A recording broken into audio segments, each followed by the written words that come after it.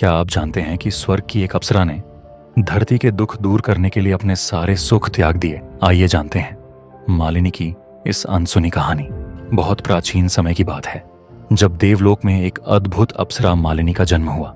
उसकी त्वचा चांदी जैसी चमकती थी और उसकी आंखों में अपूर्व करुणा झलकती थी।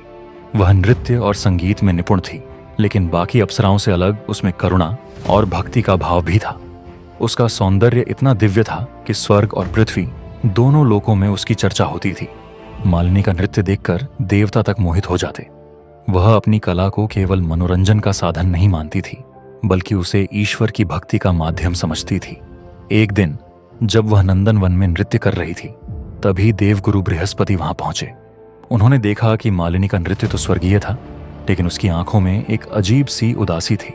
देवगुरु ने पूछा, हे अप्सरा, तुम्हारा नृत्य इतना सुंदर है, फिर भी तुम्हारी आंखों में यह विषाद क्यों? मालिनी ने धीरे से उत्तर दिया, देवगुरु, मेरी आत्मा व्याकुल है। मैंने पृथ्वी पर भीषण अकाल की खबर सुनी है। लोग भूख से मर रहे हैं, नदियां सूख गई हैं और बच्चे बिलख रहे हैं। मैं इस सौंदर्य और आनंद के बीच रहकर भी उनकी पीड़ा से विचलित हूं। देवगुरु ने गंभीर होकर कहा, मालिनी, यह तो प्रकृति का चक्र है। अप्सराओं का कार्य केवल स्वर्ग में नृत्य करना है।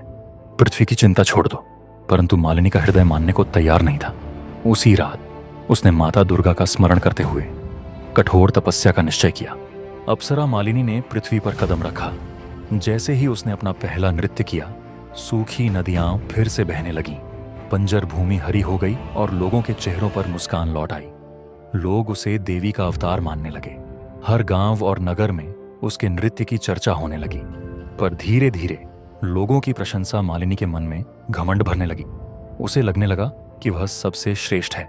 एक दिन जब वह राजमहल में नृत्य कर रही थी, सैकड़ों लोग उसे देखने आए। तभी एक वृद्धा फटे पुराने वस्त्रों में लिपटी कांपती हुई उसके पास आई और करुण स्वर में बोली, हे देवी, मैं कई दिनों से भूखी हूं, क्या तुम मुझे अन्न दे सकती हो?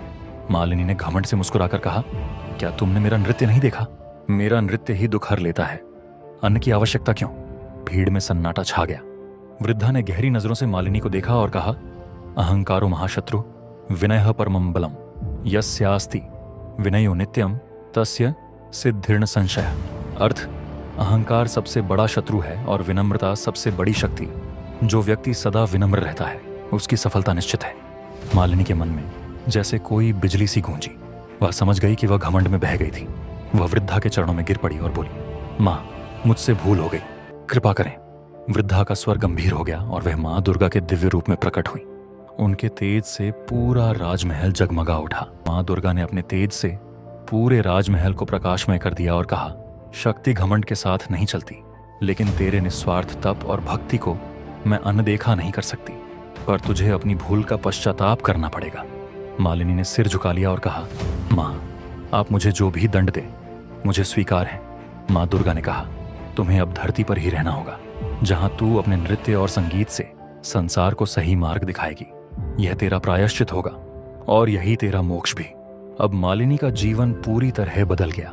उसने मंदिर में रहकर केवल भगवान के लिए नृत्य करना शुरू किया और गरीब बच्चों को संस्कार विज्ञान देने लगी। एक दिन एक राजा मंदिर के पास से गुजरा। उसने मालिनी के दिव्य नृत्य को देखा और मोहित होकर विवाह का प्रस्ताव रख दिया। मालिनी मुस्कुराई और उत्तर दिया, न कर्मणा न प्रजया धनेन त्यागेनैके अमृतत्व मांशु, न कर्म न संतान न धन, केवल त्याग से अमृतत्व प्राप्त होता है। यह सुनकर राजा ने कहा, ये क्या बोल रही हो तुम? तुम्हें मैं संसार के सारे सुख देना चाहता हूं और तुम त्याग की बात कर रही हो।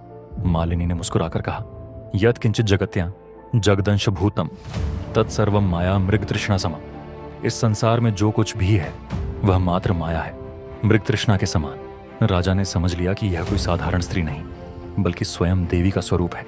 उसने सिर झुकाया और वहां से चला गया। तभी माँ दुर्गा प्रकट हुई और कहा, अब तुम्हारा नृत्य केवल कला नहीं, बल्कि भक्ति का अमर स्रोत बना रहेगा। जब नृत्य आत्मा की साधना बन जाए, तो वह केवल मंच पर नहीं, बल्कि हृदयों में जीवित रहता है।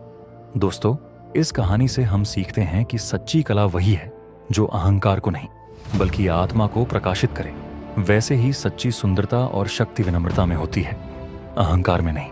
अगर आपको यह कहानी पसंद आई, तो एक छोटा सा नृत्य आपकी उंगलियों से भी हो सकता है। बस लाइक और सब्सक्राइब का जादुई कदम बढ़ा दीजिए।